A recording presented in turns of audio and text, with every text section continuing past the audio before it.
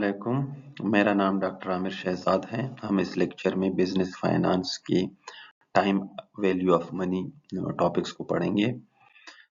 Learning objective जो है इस चैप्टर की discuss role of time value of money in finance and use of computational add.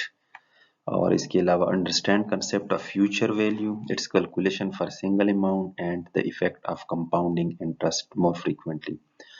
Or find the future value of an ordinary annuity due, compare these two types of annuities, understand concept of present value, its calculation for a single amount and its relationship to future value, calculate present value of a mixed stream of cash flows and annuity, a mixed stream with embedded annuity and perpetuity. Application of time value of money, determining the periodic investment required to accumulate a future sum, loan amortizations, determining growth in interest rate. So ये learning objective है इस chapter की। तो सबसे पहले role of time value in finance. The time value of money refer to the observation that it is better to receive money sooner than later. Money that you have in hand today can be invested to earn a positive rate of return, producing more money tomorrow.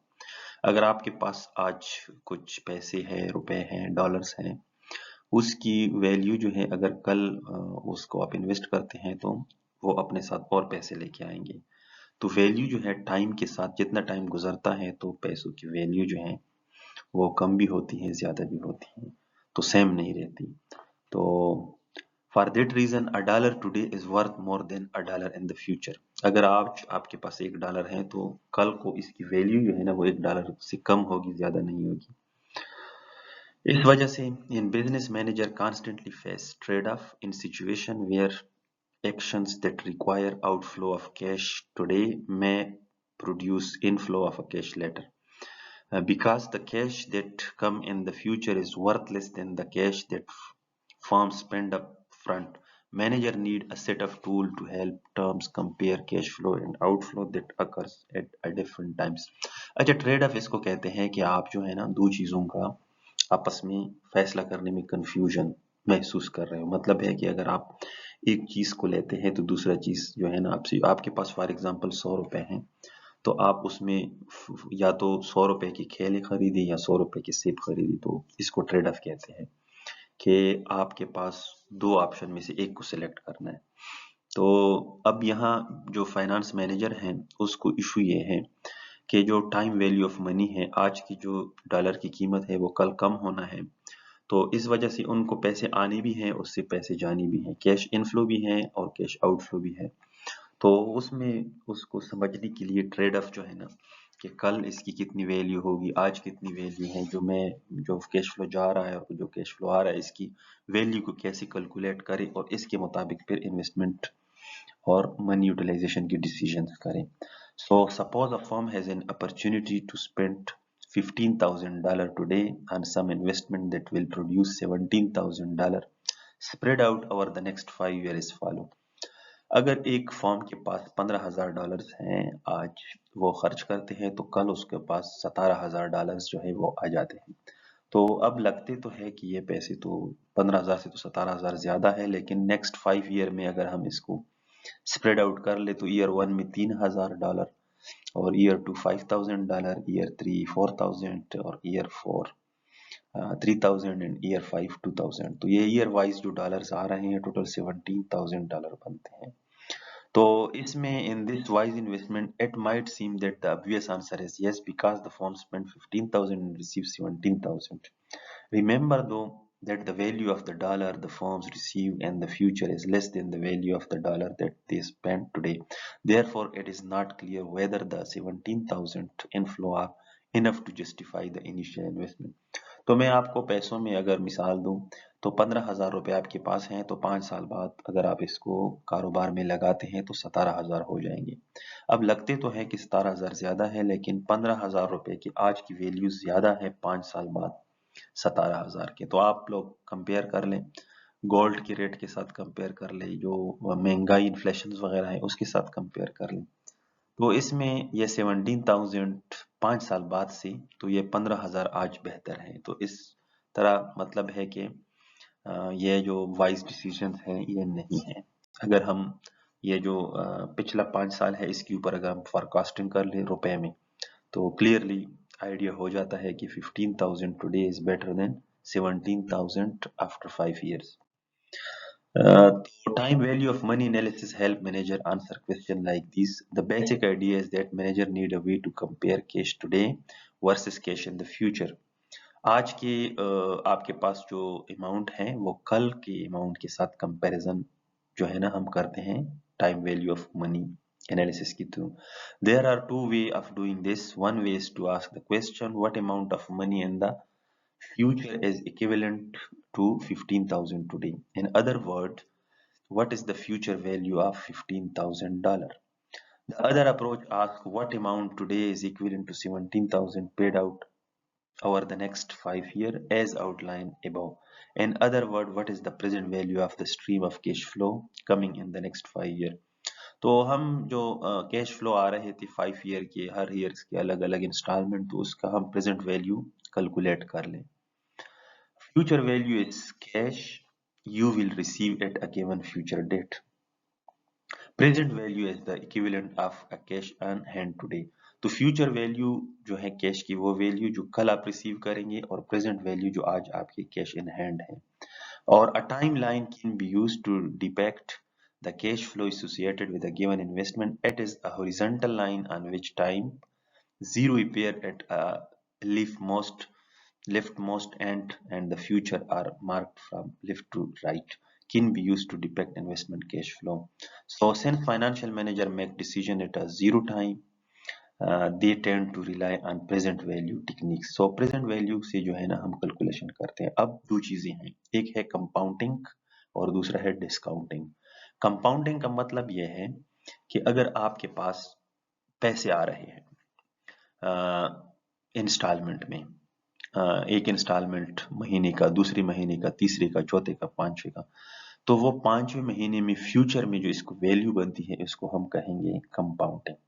और discounting हम इसको कहेंगे कि अगर for example आपके पास पैसे आ रहे हैं पहले महीने, दूसरे, तीसरे, चौथे, पांचवे, तो वो जो पांचवें महीने से पहले महीने तक जो पैसे आ रहे हैं उसकी आज की वैल्यू क्या है, इसको हम डिस्काउंटिंग कहते हैं.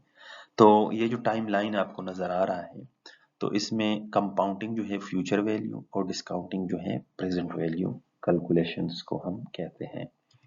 तो आगे जो है the future value technique use compounding to find the future value of each cash flow at the end of the investment life and then sum this value to find the investment future value. This approach is depicted about timeline and figure. तो आप लोगों ने देख लिया कि ऊपर जो figures था उसमें जो फ्यूचर वैल्यू है वो जितनी भी इंस्टॉलमेंट आ रहे हैं इन्वेस्टमेंट के एंड पे हम इन सब को कैलकुलेट करते हैं जो उसकी फ्यूचर वैल्यू आ जाती है. जितनी भी कैश फ्लो है उसको भी ऐड करते हैं और इसके ऊपर जो इंटरेस्ट है उसको भी ऐड करते हैं. Alternatively the present value technique use discounting to find the present value of each cash flow at a time zero and then sum these value to find the investment value today.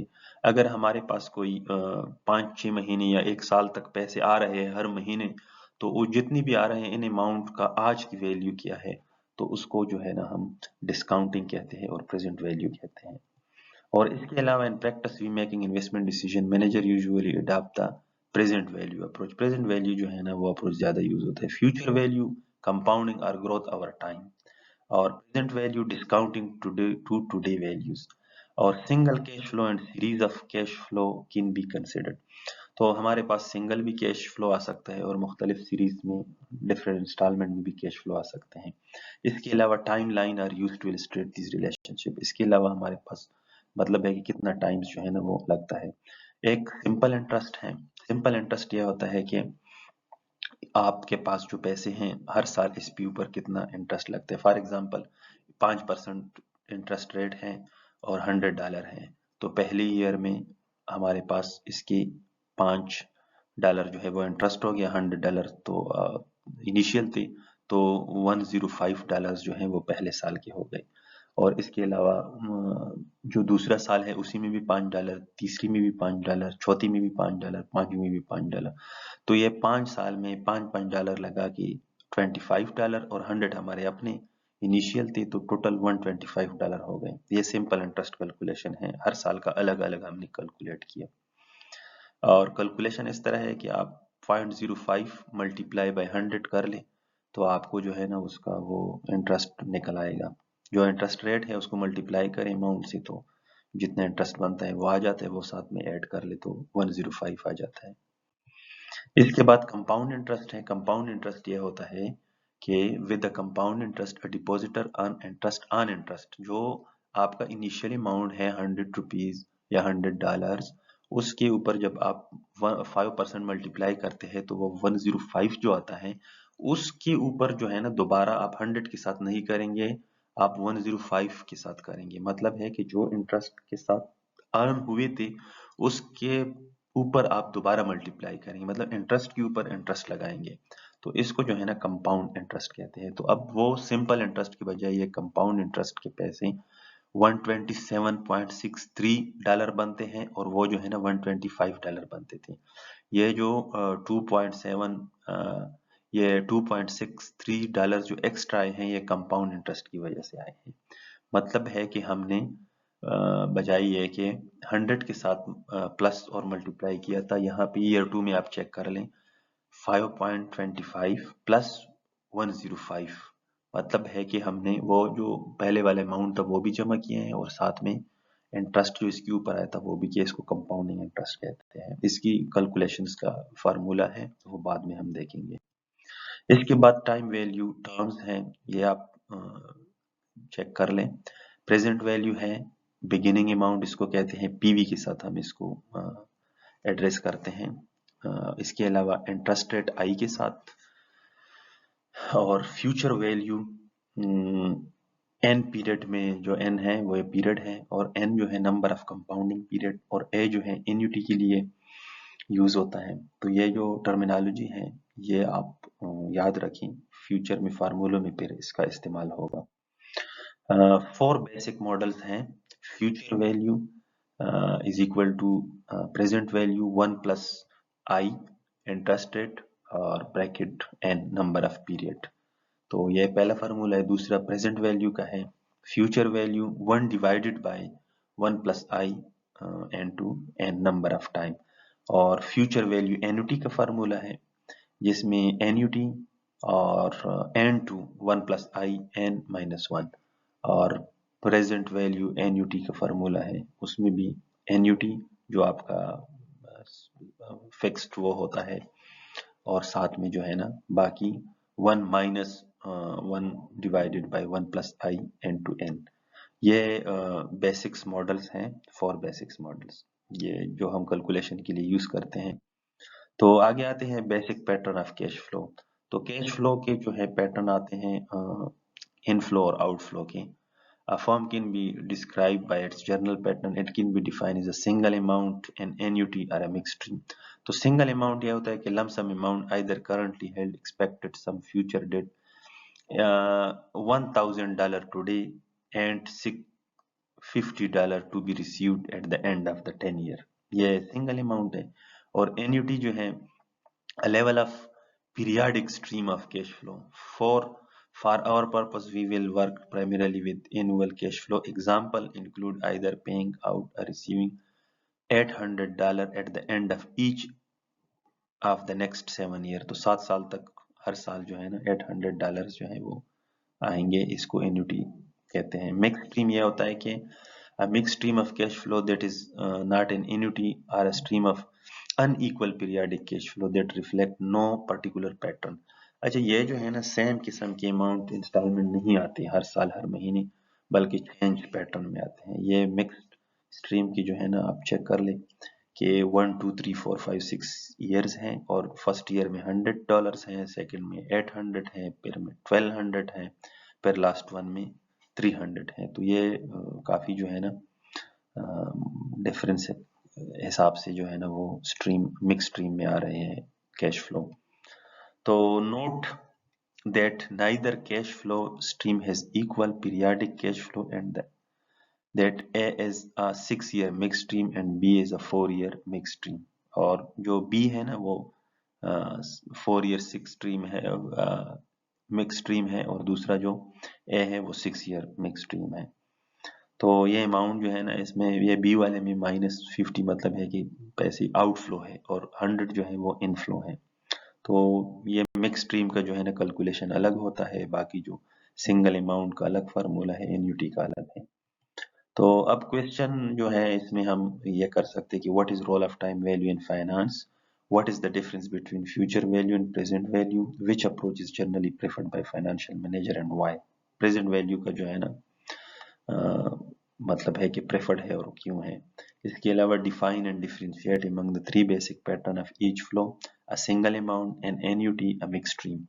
सो ये आज हमने पढ़ा है। अगर कोई question है तो comment sections में आप बता सकते हैं और बाकी भी आप जो है ना डायरेक्टली मुझे अप्रोच कर सकते हैं।